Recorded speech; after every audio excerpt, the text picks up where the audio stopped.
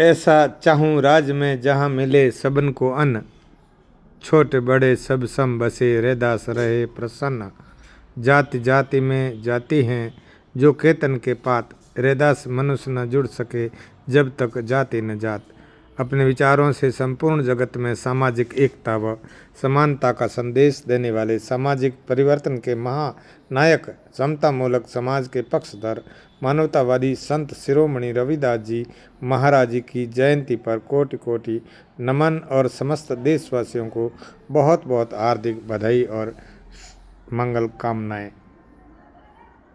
आज गढ़ सिवाना में रविदास जी की जयंती पर कई महानुभाव ओम प्रकाश परिहार, अखिलेश परिहार और उनकी मित्र मंडली के बुलावे पर एक जगह इकट्ठे होकर इस जयंती को रविदास जी की तस्वीर पर माल्यार्पण और पुष्प अर्पित कर उन्हें कोटि कोटि नमन और वंदन किया और रविदास जी को स्मरण किया। जीवन 4 दिवस का मेला रे, बामन झूठा वेद भी झूठा, झूठा ब्रह्म अकेला रे। मंदिर भीतर मूर्ति बैठी, पूजती बाहर चेला रे। लड्डू भोग चढ़ावती जनता, मूर्ति के ढिंकेला रे। पत्थर मूर्ति कछु न खाती, खाते बामन चेला रे। जनता लूटती बामन छारे, प्रभु जी देती न धेला रे। पुण्य पाप या पुनर्जन्म का बामन देना खेला रे। स्वर्ग नरक बैंकुट पधारी, गुरु शिष्य या चेला रे। जितना दान देवे में के जैसा निकले तेला रे। बामन जाति सभी बहकावे, जन तह मचावे बबेला रे। छोड़ के बामन आसंग मेरे, कहे विद्रोही अकेला रे। रविदास जी ने सामाजिक समरसता के लिए कई तरह की कविताएं, गीत, भजन और ग्रंथ भी लिखे और समाज में एक ऐसा संदेश दिया कि हम मनुष्य सभी एक हैं और उन्होंने एकता और अखंडता का संदेश दिया। मानव मानव में हमें किसी तरह का भेद नहीं समझना। जुड़े रहिए अगले वीडियो के साथ।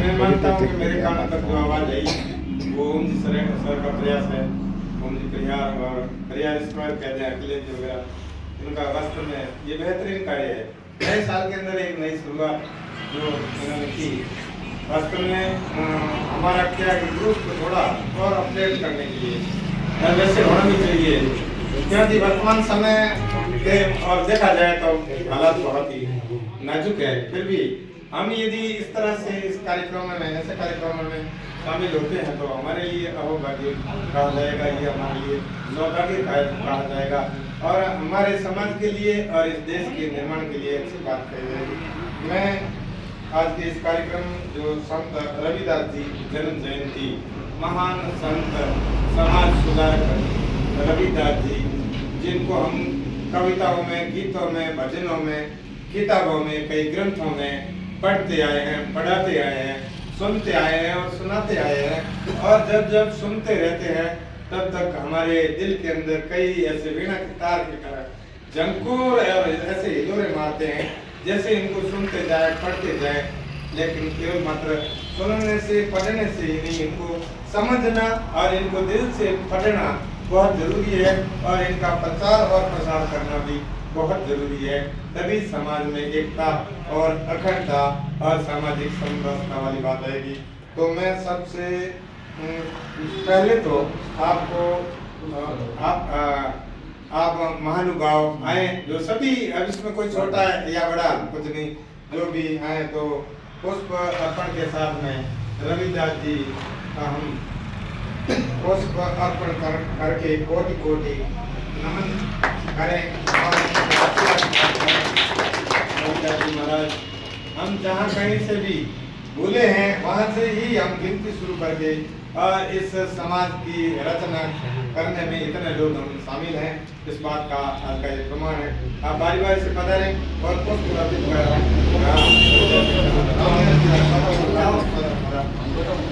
प्रिंसिपल साहब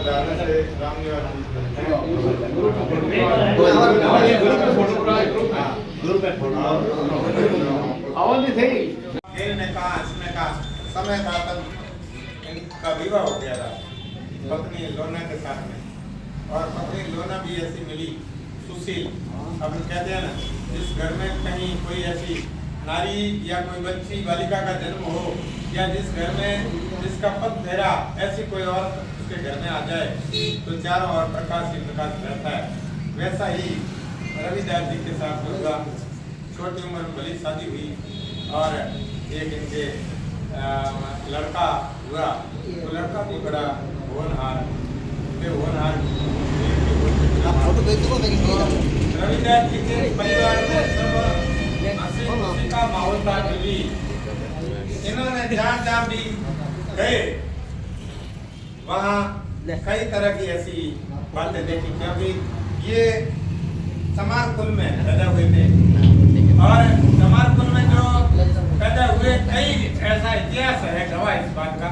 तो वे आखिर में उनका जो कर्म था, वो कर्म जूती बनाना, जूती नई तैयार करना, और इस तरह से एक व्यवसाय चमड़े को अपना करके एक पाँव में हालांकि जूती पहनता है, तो जब किसी की शादी होती है ना तो भी जूती पहनता है। यूं ही नंगे पाँव कोई नहीं घूमता तो जूती तो पहनता है। जूती हमारे शरीर में जब मतलब धारण हम करते हैं पैरों में, तो हमारे पाँव ही नहीं पूरा शरीर भी सुंदर दिखता है। लेकिन एक जूती बनाने का काम, अब जूती बनाने वाले आज भी देखे कई जने जूती बनाते हैं, लेकिन उनको इतना एक दृष्टि से नहीं देखा जाता है।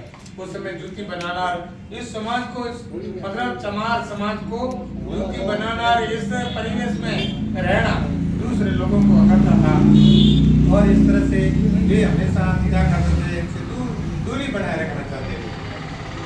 आज तो हम हालांकि इतना समय ऐसा नहीं है, लेकिन उस समय का समय था। तब भी रविदास जी वे भजनों के माध्यम से, गीतों के माध्यम से और कविताओं के माध्यम से यही संदेश देते थे कि मनुष्य है, इसका देखो खून एक जैसा है, एक जैसी हवा चाहिए, एक जैसा पानी चाहिए, और एक जैसा ही भोजन चाहिए, सबको पहनने को कपड़ा चाहिए, और सभी जो रहते हैं तो नर, इसमें क्या हम ऊपर से भगवान के घर से जहाँ कहीं से पैदा हुए, तो आखिर में नर में क्या भेद है, इसमें कोई जाति का धर्म का कोई सवाल नहीं है। तो इन्होंने कई तरह की बातें की, लेकिन गुरु जी की बातों पर हमारे लोग ही केवल मात्र ध्यान दे रहे हैं, उससे ज्यादा दूसरे लोग इनको पढ़ रहे हैं और समझ रहे हैं।